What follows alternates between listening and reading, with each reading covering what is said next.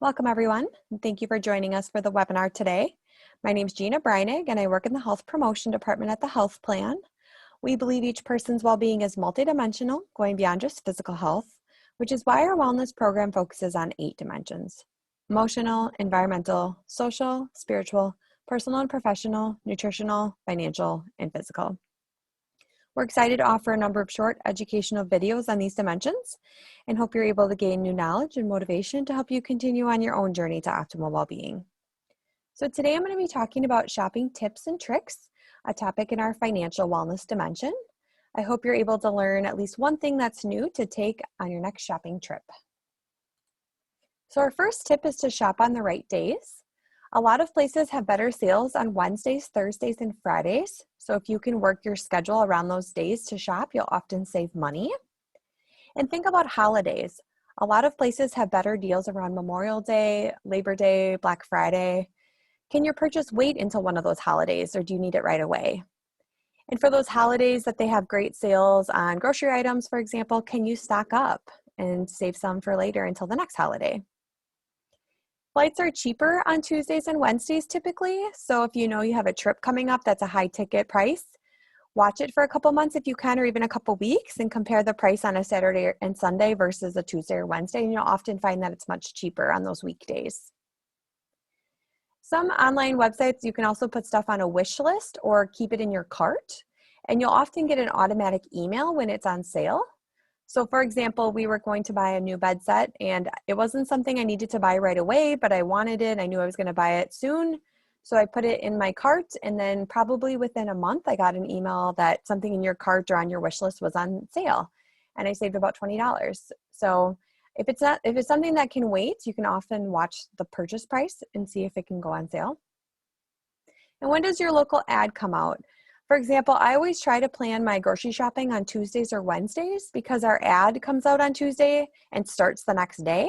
So if the sales are better the current week on that Tuesday, I'll go that night. Or if they're better on the next week, I'll go Wednesday night. So I can kind of shop both weeks' sales and figure out what is a better deal for me. And we actually have 2 grocery stores in my local city, so I'll compare prices at both of the ads and I'll make my decision of where I'm going to go shopping based on that. So I'll look at the main protein, if it's chicken or beef that's on sale, and then I'll plan my meals around that. So if it's chicken, I'll make a stir fry for the week, or if it's beef, I'll make tacos or a casserole, something that I can have for leftovers as well.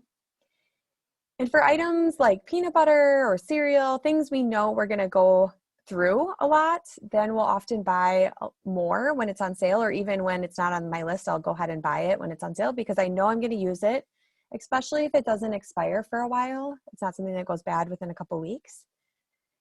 For example, I often buy frozen vegetables when they're on sale, so a good deal would be less than 99 cents a bag. So if I see it for that or less, I'll often buy 5 or 7 bags at once, and I can put them in the freezer. We have a microwavable steamer, and I'll put the veggies in there while I cook my protein or my pasta, and then we have a nice healthy meal that was only $1 or less for that one part of it.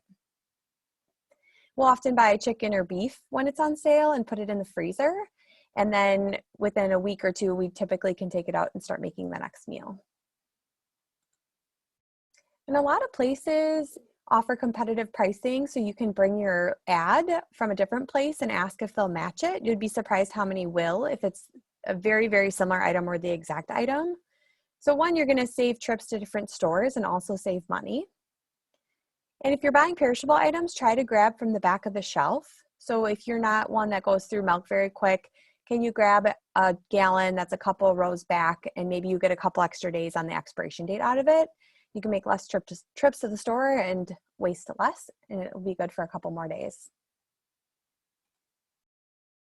Make sure you're a loyalty or rewards member if they offer it. So for example, our local grocery store offers points, so we can actually earn money back on gas, or they let you use those points for a free item.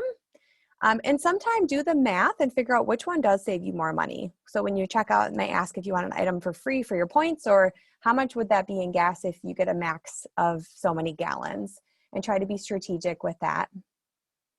And also, if you have a credit card, look into the rewards programs. You might get more points back if you redeem them a certain way. So for example, I know on my credit card, if I credit my account, I get about half as much in points than if I order a gift card. And yeah, I have to wait probably a week or two for it to come in the mail, but I get the full value then. So be strategic with your rewards points and do some research with what credit card or what store has the best rewards. And if you shop there a lot, and can you save money that way? There's also stores that do subscription programs. So for items like laundry detergent or dish soap, toothpaste, we do this for pet food.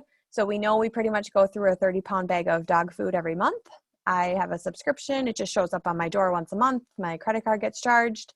I don't have to put it on my list. I don't have to worry about running out. And I also get a discount and there's free shipping. So it could not be easier than that.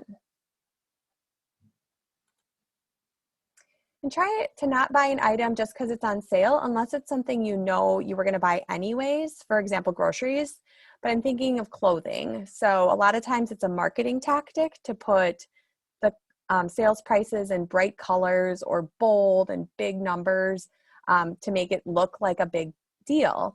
So ask yourself, if this sales sticker wasn't on this item, would you have bought the item anyways? So for example, if a shirt is $11.99 down from $19.99, which the original price was $39.99, if those prices are shown on the sticker, it's not by accident. They want you to see, oh, this was down from $40. I'm getting a great deal.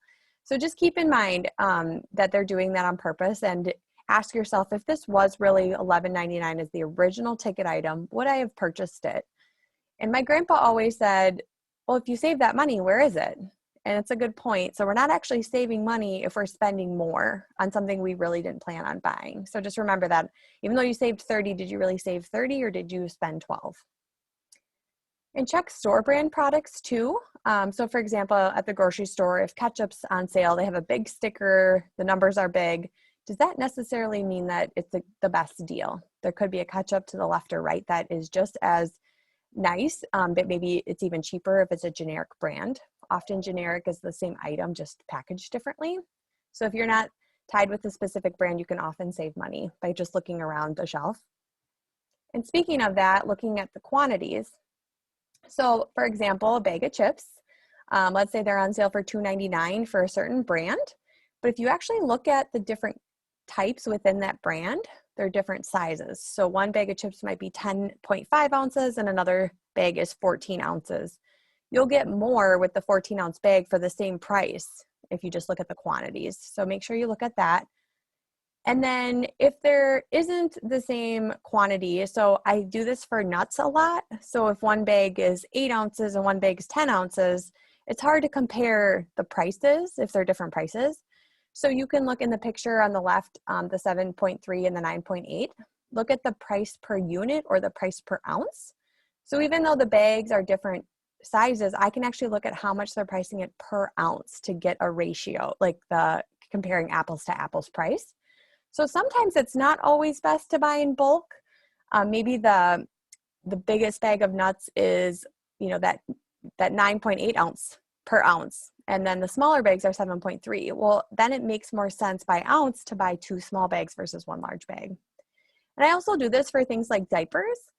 I'll compare buying the bulk version of diapers versus the smaller box and whatever's cheaper. If you're even off a cent per diaper over 2 years, I've done the math, it'll save you $730. So try to figure out the per unit or per ounce price. And something I learned a long time ago, I don't remember from where, but was the cost per wear. So I often do this with clothes or shoes. If I'm going to buy something, will I wear it that many times? So for example, if it's $50 for a pair of shoes and I'm buying them for a wedding, am I going to really wear those 49 more times after this? So I think of how many times can I wear this for work? Can I do it? Can I wear this in the summer? Can I wear it in the winter? For example, if it's a short sleeve shirt, I'm more often to wear it because I can add a cardigan to it versus a very big bulky sweater that I'm probably only going to wear in the winter months. So think of this as $1 per wear. Am I going to wear it at least one time per dollar before it either wears itself, I get rid of it, I donate it, etc. That's been a really, really good tool for me when I want to buy a nicer shirt, but I know I'm going to wear it more. And in general, try not to impulse buy. So make a budget and stick to it. And one of the ways of doing that is to take only the amount of cash you'll need, or set a price before you go. So if it's Black Friday and you only want to spend $100, you need to stick to that. I only have $100 and that's that. Or make a list and stick to it. Don't look at the end caps, even though that's typically where the sales are. Don't even walk over by the clothes because you know you'll find something. Just go straight to your list and stick to it. And if it's something that you do come across, wait a day or longer before you make the purchase. So really think about, am I going to wear this often? Am I going to use this a lot? Talk to someone else, get their perspective. Can you borrow something from someone versus buying it? For example, I have a friend that I always borrow her blazer when I have that one important meeting per year versus buying one. And try not to shop when you're emotional, just like we should try not to eat when we're emotional.